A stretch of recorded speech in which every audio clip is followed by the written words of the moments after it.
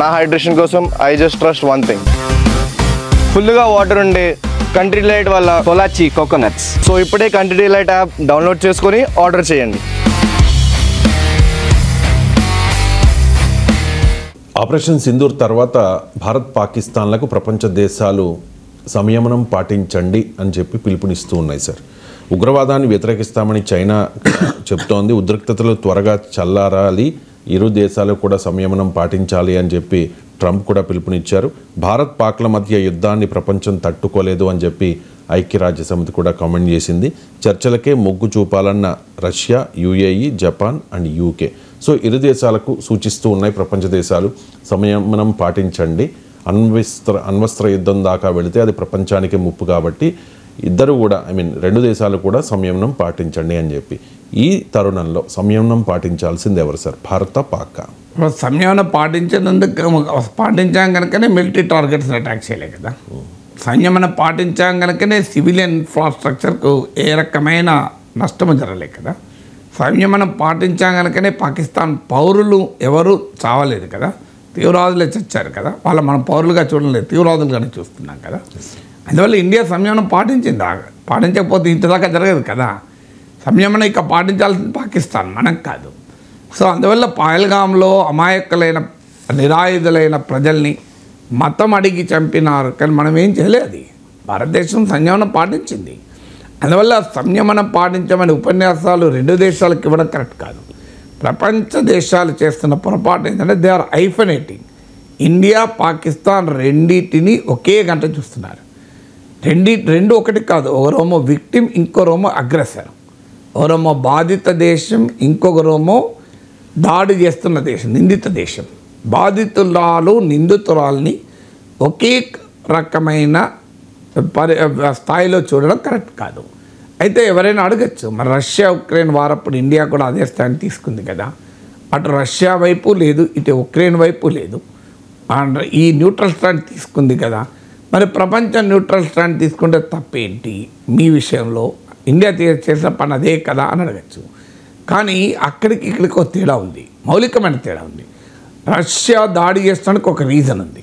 అంటే ఉక్రెయిన్ నాటోలో చేరి NATO బలగాల్ని Russia పొలిమేరల్లాగా రప్పిస్తుంటే తన దేశ భద్రతకు ప్రమాదం కలుగుతుంది కనుక ప్రొవకేషన్ ఉక్రెయిన్ వైపు ఉంది అని ఆరోపిస్తూ రష్యా యుద్ధం చేసింది. ఉక్రెయిన్ వాదన ఏంటంటే మా దేశ భద్రతకు కోసం మేము ఏ నిర్ణయమైనా తీసుకుంటాం, ఏ మిలిటరీ కూటములైనా ఉంటాం, కానీ రష్యా ఏకపక్షంగా మాపై దాడి చేస్తుంది అన్నది ఉక్రెయిన్ వాదన. ఈ రెండు వాదనలు ఉన్నాయి. ఇక్కడ ఆ రెండు వాదనలు లేవు.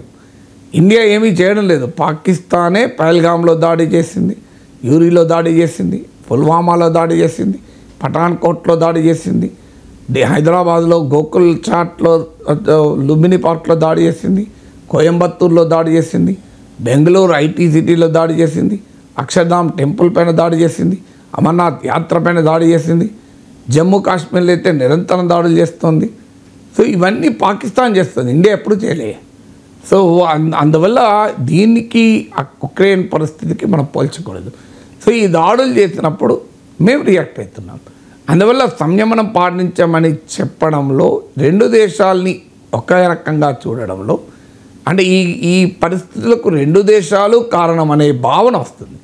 రెండు దేశాలు కారణం కాదు, ఈ పరిస్థితికి పాకిస్తాన్ మాత్రమే కారణము. అందువల్ల పాకిస్తాన్ను నిందించండి మీరు. ఇండియా అంటే ఏమున్నది? మనం ఆల్రెడీ సంయమనం పాటించాం కనుక ఇన్ని ఘటనలు జరుగుతున్నాయి కూడా. ఇంకెంత సంయమనం పాటించాలి? అంటే నిరంతర రక్తపాతం మేము కోరుకుంటున్నామని పాకిస్తాన్ నాయకులు we wants blood shed by 1000 cuts అంటూ, మేము నిరంతరం ఇండియా షెడ్ బ్లీడ్ అంటూ బహిరంగంగానే తీవ్రవాదాన్ని మేము ప్రోత్సహించాం నిజమే అని చెప్తుంటే ఇండియా ఏం చేయాలి? సంయమనం పాటించాలా? మరి అమెరికా సంయమనం పాటించింది. వరల్డ్ ట్రేడ్ సెంటర్పై దాడి జరిగితే, వరల్డ్ ట్రేడ్ సెంటర్పై దాడి జరిగితే వందల వేల కిలోమీటర్ల దూరంలో ఉన్న టార్గెట్లు ఎందుకు అటాక్ చేసింది? సంయమనం పాటించాలి కదా. రెడ్ సీ పైన హూతీలు షిప్స్ను పైన అటాక్ చేస్తే అమెరికా సంయమనం పాటించిందా? అమెరికా మిసైల్స్ వచ్చి హూతీల పైన ఎందుకు అటాక్ చేసింది? సంయమనం పాటించాలి కదా. ఇజ్రాయిల్కి అమెరికా చెప్పాలి కదా సంయమనం పాటించండి అని. హమాస్ దాడి జరిపి 1200 చంపితే ఇజ్రాయిల్ దుర్మార్గంగా 50,000 పౌరులను చంపింది కదా. సో హమాస్ 1200 జరిపితే తీవ్రవాద చర్య అయితే 50,000 మందిని ఇజ్రాయెల్ చంపితే తీవ్రవాద చర్య కాదా అది? మరి అమెరికాకి వెస్ట్కి డబుల్ స్టాండర్డ్స్ ఏంటివి అని అడుగుతున్నాం మనం.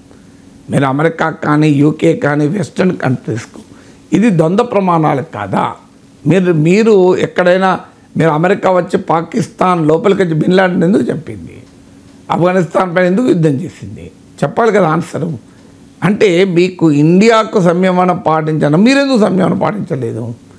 మీరు సంయమనం పాటించి వరల్డ్ ట్రేడ్ సెంటర్పై దాడి జరిగిన ఊరుకొని ఉంటుంది కామ్గా. అప్పుడు మీకు ఇండియాకు ప్రీచ్ చేసే అవకాశం ఉంది కదా.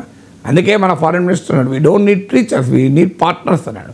మా నీతులు చెప్పేటోళ్ళు కాదు, వాళ్ళు ఆ నీతులు ఆచరించకుండా చెప్పేవారు ఇంక అసలే వద్దు అన్నాడు.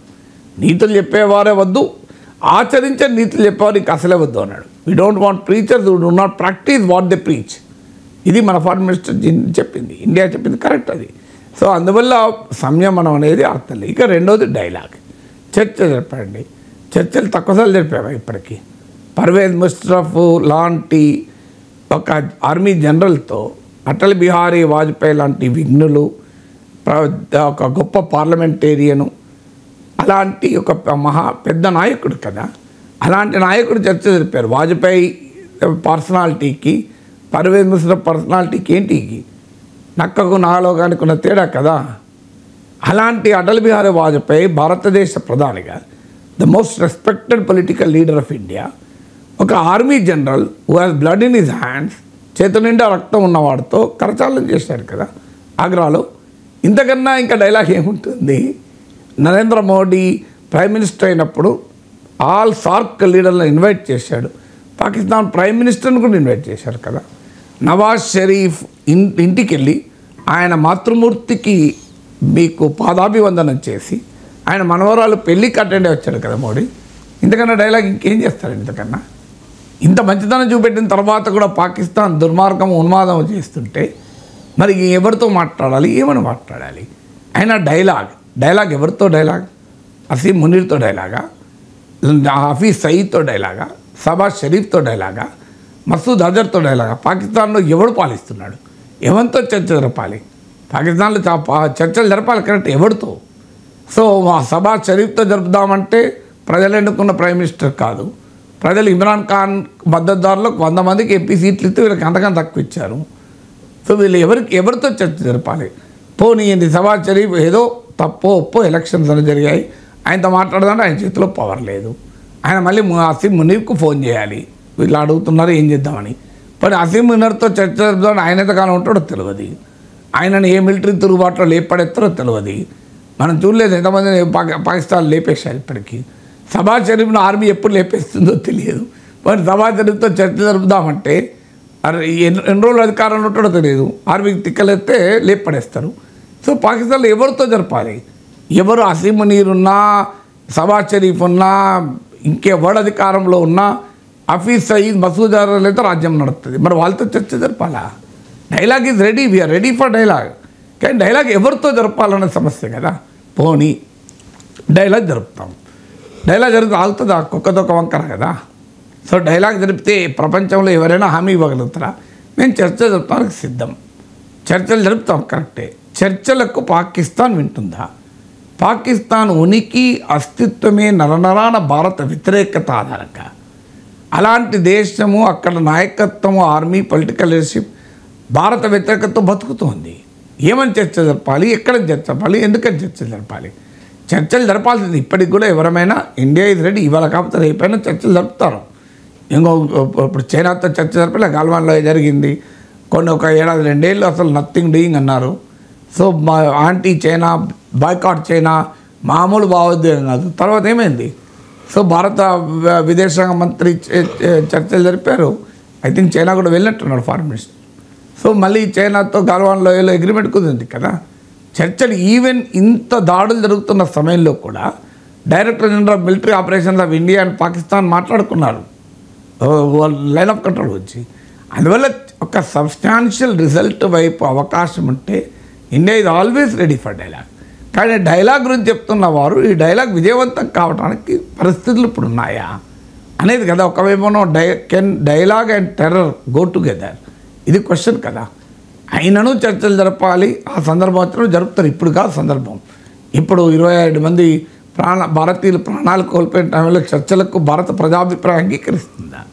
సో దానికి కాన్ఫిడెన్స్ మెజర్స్ ఏమైనా పాకిస్తాన్ తీసుకుంటే, క్రెడిబుల్ మెజర్ తీసుకుంటే, గాయపడిన భారత హృదయానికి కాస్తంత స్వాంతన కల్పిస్తే ఏమైనా చర్చలకు అవకాశం ఉంటుంది. అందువల్ల ప్రపంచం చెప్పాల్సింది ఇండియాకు కాదు చర్చ చెప్పడానికి, పాకిస్తాన్కు చెప్పాలి. అరే పిచ్చోడా, నువ్వు చేసిన దుర్మార్గము, ఇకనన్నా రిగ్రెట్ తెలిపి ఒక కాన్ఫిడెన్స్ బిల్డింగ్, భారత ప్రజలకు విశ్వాసం కల్పించే పనులు చేసినప్పుడు అప్పుడు భారతదేశం చర్చలకు ముందుకు వస్తుందని పాకిస్తాన్కు చెప్పాలి.